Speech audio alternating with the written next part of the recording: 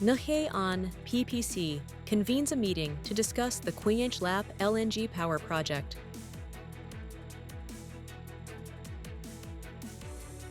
Trump says second carrier could be sent if U.S.-Iran talks fail.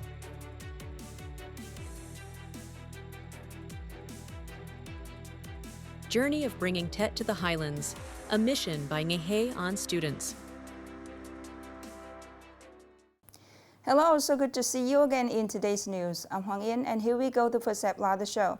Under the chairmanship of Mr. Võ Trọng Hải, the Deputy Secretary of Provincial Party Committee, the Chairman of Provincial People's Committee, Nghệ An Provincial People's Committee, just held a meeting this morning to review and give opinions on the investment policy and investor selection for Quỳnh Lập LNG thermal power project.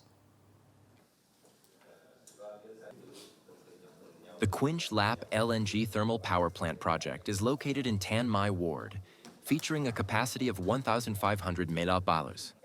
The project includes an LNG storage terminal with a capacity of approximately 250,000 m3 and a regasification system, a specialized port for the plant, and synchronized technical infrastructure. The total investment for the project exceeds 59.37 trillion VND. In his concluding remarks, the PPC's chairman Võ Trọng Hải reached a consensus on the investor selection method proposed by the Department of Finance.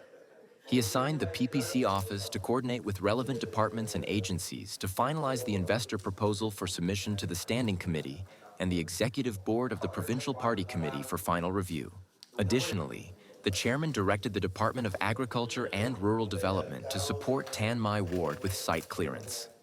The Department of Construction was tasked with collaborating with the Dong Nam Economic Zone Authority to adjust planning in accordance with the law.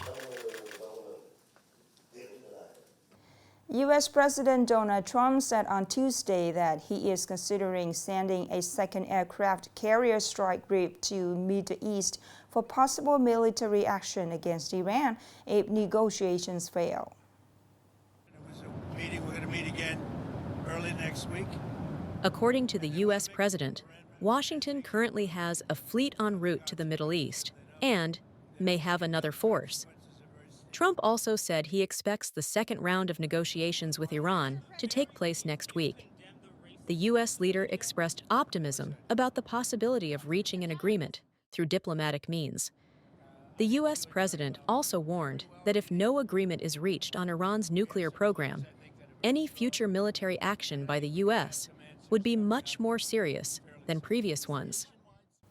Top European diplomat Kaja Kallas said Tuesday that she is drafting a list of concessions that she believes Russia must make to secure any long-term peace in Ukraine. Speaking to reporters in Brussels, Kaja Kallas emphasized that although current negotiations mainly involve Ukraine, the U.S., and Russia, a sustainable peace agreement is impossible without Europe's role. According to Kallas, the proposed list will be submitted to EU member governments in the coming days. Since the Russia-Ukraine conflict erupted in early 2022, most European countries have pursued a policy of diplomatic isolation of Moscow. However, in recent months, some countries have begun calling for direct dialogue with Russia, partly due to concerns over the increasing contact between U.S. and Russian officials. Upcoming are some updated news. On February 11th, Nghe An Province held the opening ceremony of the Spring Press Festival and photo exhibition with the theme Nghe An, the quintessence of heritage, the aspiration for advancement. This year's festival features an innovative, open-space design. It showcases spring editions of various central and local newspapers and magazines, alongside book titles released by the Nghe An Publishing House. Additionally, Nghe An's press, radio, and television introduces modern journalism equipment and the application of digital transformation in the media. The festival also features a dedicated area for OCOP products and signature regional specialties introduced by the Nghe An Farmers Union. Alongside the main press event, the photo exhibition, integrated with traditional Tet-themed Nghe An, the quintessence of heritage, the aspiration for advancement, to welcome the new year and celebrate the party and the spring.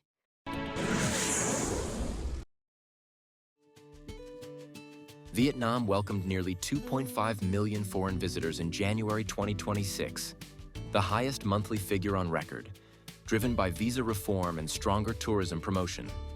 South Korea overtook China to become Vietnam's largest source market in January, sending nearly 490,000 visitors. Popular destinations for South Korean tourists included beach and island resorts such as Phu Quoc, Nha Trang, and Da Nang.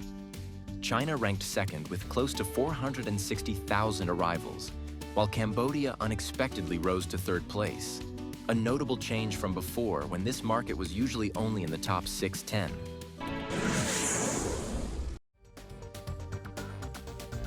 Following his explosive performance at the 2026 AFC U23 Championship, striker Nguyen Dien Bach is becoming a top target for international clubs. According to Chinese media, Guangxi Hengchen FC is expressing a strong desire to acquire the signature of the Vietnamese U23 team's key striker, with an estimated transfer fee of around 300,000 euros. If this deal is finalized, it will mark a significant turning point in Nguyen Dien Bach's career. Competing in a high-intensity environment with modern facilities in China will help the 21-year-old striker hone his skills, while also opening up new avenues for young Vietnamese football talents on the international stage.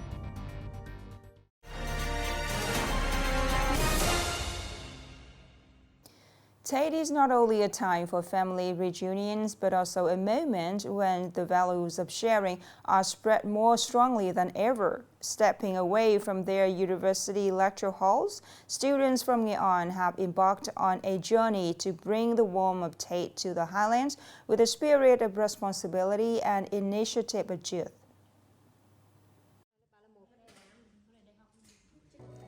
As the year-end approaches, and many people are busy preparing for their own celebrations, these young students have chosen a different path, bringing Tet early to disadvantaged areas. Warm Winter, a volunteer program initiated by Nghe An students, was born from that very spirit. Our team members had to personally seek out various funding sources, ranging from individual donors to large enterprises, to ensure we could secure the right resources for the primary school students here. For these students, this journey is more than just a charity trip.